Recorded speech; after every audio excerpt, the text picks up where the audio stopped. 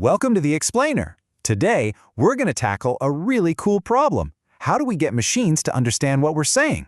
We'll be turning our messy, complicated language into the clean, simple numbers that computers love.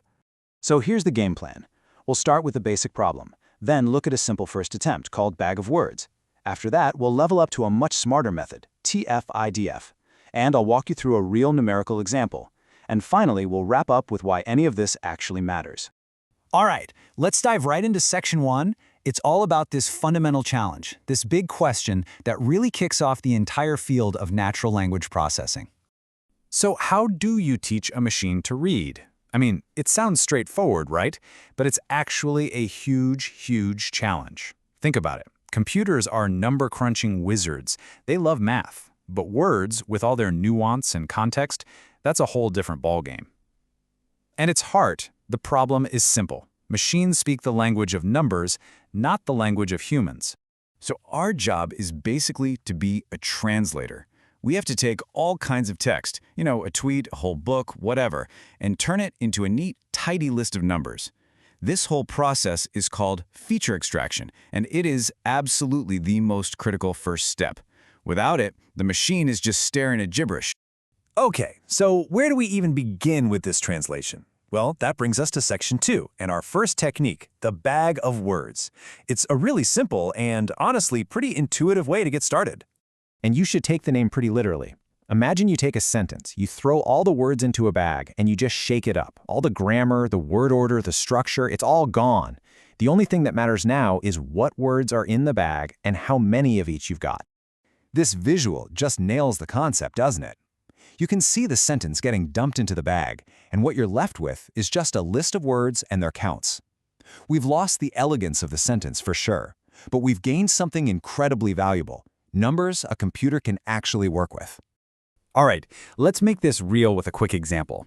We've got two pretty simple sentences here, and our mission is to turn both of them into numerical vectors. Now, if we just jump in and start counting right away, we immediately hit a snag. Our list of unique words has learning with a capital L and learning with a lowercase l. A computer sees those as two totally different things. It's even treating the comma as a word. This is messy, it's inefficient, we can definitely do better. And the solution is to clean up our text first. This is called pre-processing. First, we make everything lowercase, problem solved. Then we get rid of all the punctuation. And maybe most importantly, we remove stop words. These are super common words like to, is, and a that show up all the time, but don't really add much unique meaning. And look at the difference! Our vocabulary is way cleaner now. So let's break down this table. See sentence 1. We can now turn it into a string of numbers, a vector. We put a 1 in the welcome column, a 1 for great, a 2 for learning because it shows up twice, and so on. Zeros for the words that aren't there. And for sentence 2, the vector is 0010011. Boom! Just like that, we have clean, structured numbers that a machine can finally get to work. Now, bag of words is a fantastic starting point, but it's got a major flaw. It thinks every single word is equally important.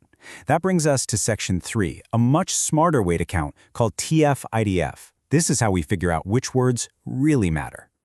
TF-IDF stands for Term Frequency, Inverse Document Frequency. And it's a brilliant combination of two ideas. First, term frequency, or TF. That's easy. It's just how often a word shows up in one single document. But the real secret sauce is IDF, the inverse document frequency. This measures how rare a word is across your entire collection of documents. The rarer it is, the more important it must be. The best way to really get this is to just do it. So let's get our hands dirty in section 4. We're going to calculate TF-IDF scores from scratch using a few movie reviews. So here's our data. 3 little reviews for what sounds like a horror movie. Our job is to use TF-IDF to automatically pinpoint the most important descriptive words in each one. Okay, step 1, term frequency. All we're doing here is counting how many times a word appears in a review and then dividing that by the total number of words in that review. So if you look at review 1, it has 7 words. The word very appears once. So its TF is just 1 divided by 7, or about 0.143. Simple as that. We just do this for every single word in every review. Okay, now for the really cool part, the inverse document frequency, or IDF. This is where the magic happens. We're basically checking how common or rare a word is. Look at this and movie.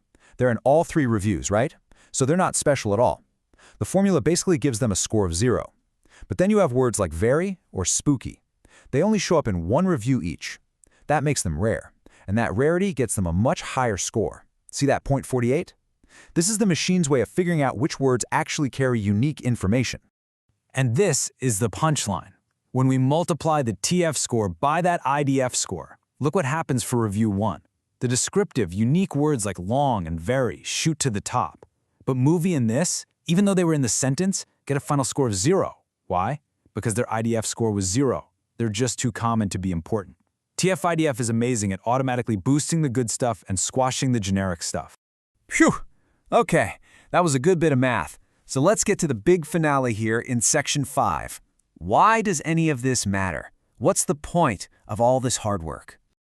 Well, this is it. This is that moment of translation we've been talking about.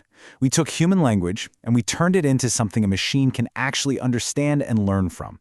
This exact technique is one of the key building blocks behind things like search engines or systems that can automatically pull keywords out of an article. It's a huge deal.